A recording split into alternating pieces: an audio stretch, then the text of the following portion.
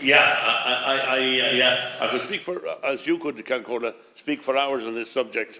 Whether we achieve the objectives that we want to or not will remain to be seen. But I agree entirely with the opinions expressed by my colleague just a few minutes ago. And you know, it's sad. We've had many debates on this subject here, and we still don't seem to be able to break through the glass wall. We know what should happen. We all talk about it, but we don't seem to make it happen. And with no disrespect at all, like the opposition make their contribution as well, and they seem to be on the same track. And I'm sorry that Deputy Boyd Barrett is not here now. He, in actual fact, he understands it as well, and he agrees. But he's a different way to go about it, and of course, he has the disadvantage of trying to further the cause of people before profit. And of course, those of us who are longer on this earth know that if you operate on that basis, you're going to get plenty of work, but you're not going to get too many jobs to do on which other people are going to be paid, for which they're going to be paid. So, and likewise, Sinn Féin, they understand the situation. And they tend to politicise it to a greater extent. That's grand if you're in opposition. But at some stage, may be called upon to resolve the problem at the coalface, and then it becomes a serious problem. And that applies to all people who operate on a purely political basis from an opposition point of view. I have to say that you know, I agree with many of the criticisms.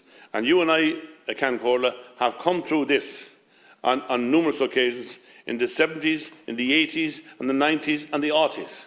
And it looks as if we may have to go through it again.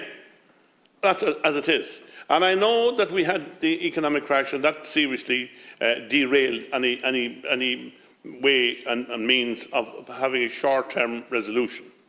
By the same token, whatever happens from here on in, it has to happen in real time, because the public won't allow or they won't accept or countenance a long drawn out the whys and the whereabouts and so on and so forth. On the one hand, the other hand, if you do this, do that, and do the other. So let's look at it this way. Tobin mentioned something about 8 weeks of making a decision, or 8 years of making a decision in relation to a decision about development. That is not a farce, that's true. It does take that. But it is a farce insofar as the people who are waiting on the outcome is concerned. It's an absolute atrocity that that kind of thing should happen. The length of time it takes to do any of those jobs is about 2 months. Simple as that. If it can't be done in 2 months, people are not around to do it in 2 months, then we should facilitate the public by saying, OK, this goes up for tender and let's do it. Either we can do it or we can't do it. And then admit that it can't be done. But however, for example, now, the position I don't, and I know you don't, Cancorla, a very seldom raised objection to any housing, always for a means of tweaking it, relocating, shifting the boundaries, or whatever the case may be. And you know, that can be abused, that kind of coverage can be abused as well. That kind of thing can be abused well. I've seen some time ago somebody's window looking in the front back garden of somebody else's house. Now, that's not supposed to happen in planning, as we all know. We were all told about good planning. We know at this stage what good planning is and what it isn't. And I had a recent incident of a health facility. Otherwise, nothing wrong with it. Fine. But on the basis of it being a health facility, all of a sudden, the local authority and everybody else seems to feel that I should get a walk-through, a walk-over for planning permission in the very self-same area where the local people who live there all their lives, the indigenous population, are being refused left, right and centre. Now, when people start to talk to me about, well, on the one hand and the other hand, you know, you don't understand this, Deputy, this is a very important issue and all that kind of stuff, and then you ask the question, by the way, would you accept that? Would you accept somebody building a block of houses at the back of your house, looking in over your garden wall, and be happy about it? The answer to it, well, I don't live in the area really, I live 20 miles away. Of course, we know all about that. So, we need a long debate about this issue, Cancorla. The kind of a stilted debate that we get in this kind of situation isn't sufficient. And I know that it's not the Minister's fault, and I know that he understands this as well, and is manacled in the same way that we are. Cannot overcome the obstacles. And unless and until such time as we assert ourselves as elected public representatives and say, hi guys, this is the way it's supposed to happen, this is what it says in the legislation, what's your problem? Have you got a problem? Let's step forward and say what it is, and we'll try and resolve it. I want to finish, and I could go on for, as you could, Ken Corla. It must be very frustrating to be sitting there and not to have an opportunity of talking about it. But I can assure you, we talked about it many times in the past, in the local authority and in this House as well. The Residential Tenancies Board, yes, legislation improvement is fine. And I just want to make one point. Not all the landlords are abusive towards their tenants.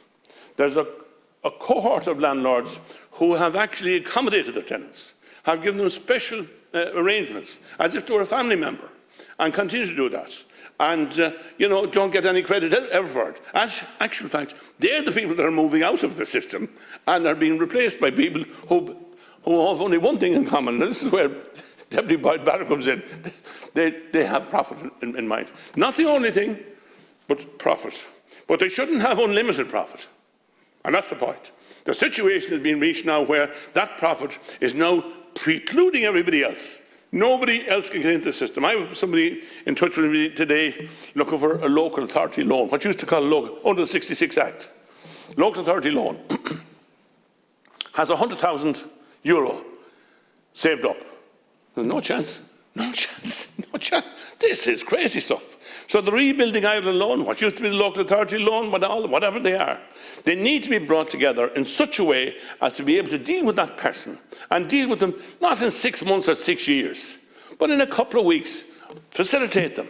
And not because they've been refused by the banks. They shouldn't have to wait for that. Their individual circumstances should be examined with a view to ensure that their request was met in the shortest possible time. So, in conclusion, I would just say this. Minister, I know you understand this. We've talked about this already as well. There must be a crowd of people somewhere, Cancorla, waiting and laughing about us and knowing that we don't seem to be able to break through that glass wall. And if we do once in our political lives, if we can identify this particular problem, which is a taxation problem, it affects wages and incomes all over the country, and is now a reason why people don't want to come to this country to fill the jobs that are being offered to them here, which is a crazy situation.